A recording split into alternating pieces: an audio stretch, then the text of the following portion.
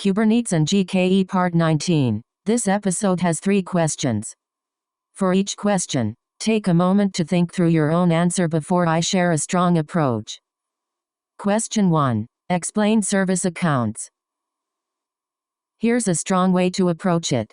A service account in Kubernetes is an identity used by applications, pods, to interact with the Kubernetes API and cluster resources. Core idea: service accounts are the machine identity for workloads running inside Kubernetes. While users represent humans, service accounts represent applications and system processes. Why service accounts are needed inside a cluster. Pods may need to talk to the Kubernetes API. Example: read config maps, list pods, access secrets. Service accounts provide authentication. Who are you? Authorization. What are you allowed to do? How it works. 1. A service account is created in a namespace. 2. Kubernetes generates a token, JWT, for it. 3. That token is mounted inside pods. 4. Pod uses the token to authenticate with the API server. Default service account. Every namespace has a default service account if you don't specify one. Pods use it automatically. It has minimal permissions. Example: service account YAML API version, v1 kind.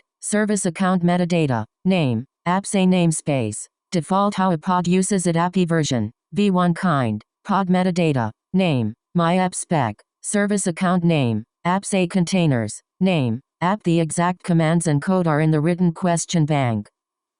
Nice. Let's continue. Question 2. Explain cluster role.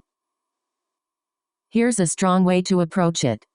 A cluster role in Kubernetes is a type of RBAC, role-based access control, object that defines permissions at the cluster level, not limited to a single namespace. Core idea: a cluster role defines what actions are allowed on which resources across the entire cluster. It is used when permissions must apply globally, not just inside one namespace. Why cluster role is needed in Kubernetes. Some resources are namespace scoped, pods, services. Some resources are cluster scoped, nodes, PVs, namespaces. Cluster role is required when you need access across multiple namespaces. You need access to cluster-wide resources. You want reusable roles for multiple namespaces. What cluster role can do: 1. Namespace scope resources across all namespaces. Example: read pods in all namespaces. List services cluster-wide. 2. Cluster scope resources. Example: nodes, persistent volumes, namespaces, CRDs. Custom resource definitions. Example: cluster role YAML kind.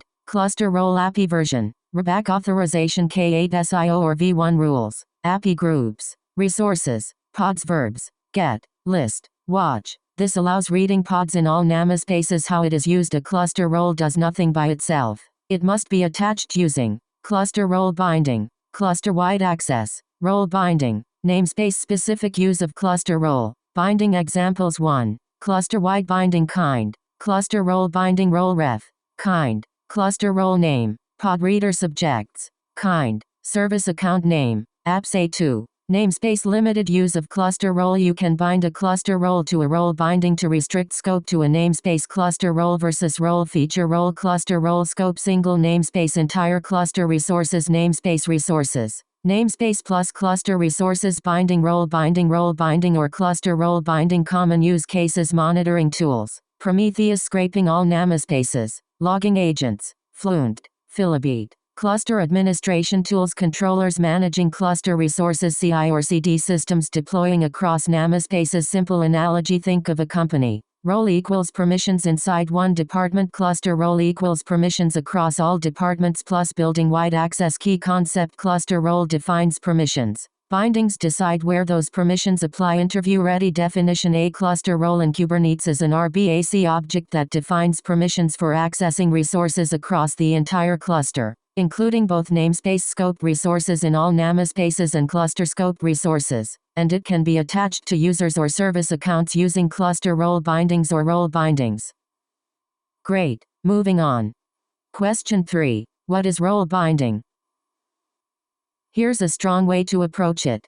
A role binding in Kubernetes is an RBAC object that grants permissions defined in a role, or cluster role, to a user, group, or service account within a specific namespace. Core idea: role binding connects who, subject, with what permissions, role, inside a namespace. It does not define permissions itself. It only assigns them. Why role binding is needed in Kubernetes. Roles define permissions, what actions are allowed, but roles alone are not effective. Role binding is required to assign those permissions to users or workloads. Control access inside a namespace. How role binding works. 1. A role defines permissions, e.g., read pods. 2. Role binding attaches that role to user group service account. 3. Subject gains permissions inside that namespace. Example: role binding YAML kind, role binding API version, RBAC authorization K8 SIO or V1 metadata, name, read pods binding namespace, dev subjects, kind, service account name,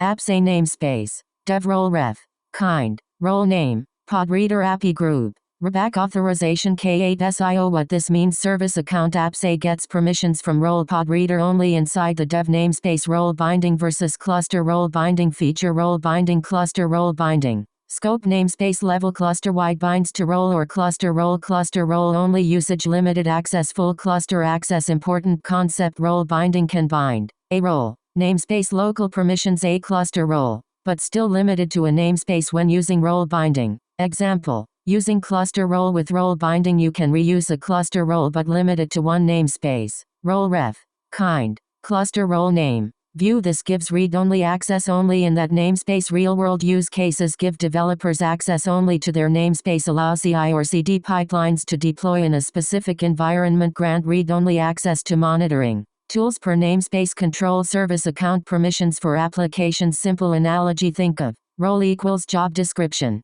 What can be done? Role binding equals assigning that job to a specific person in one department. Key point: role binding equals assignment layer that connects identities to permissions within a namespace. Interview ready definition. A role binding in Kubernetes is an RBAC resource that grants the permissions defined in a role or cluster role to users, groups, or service accounts within a specific namespace, enabling controlled and namespace scoped access to Kubernetes resources. Alright, next question. That wraps up this episode. Nice work practicing, and see you in the next one.